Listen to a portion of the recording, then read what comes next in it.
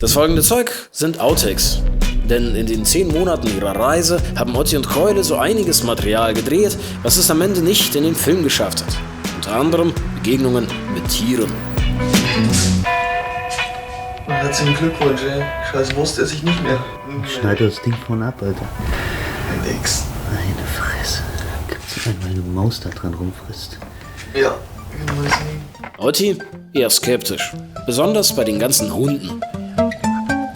Keule hingegen weniger.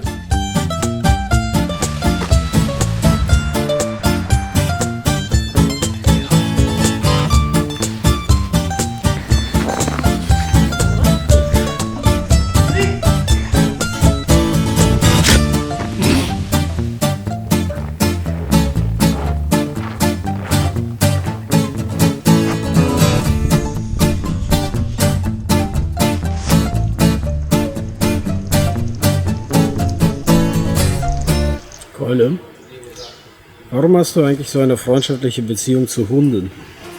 Die Hunde Otti hassen. Ist echt so. Feind meines Feindes ist mein Freund.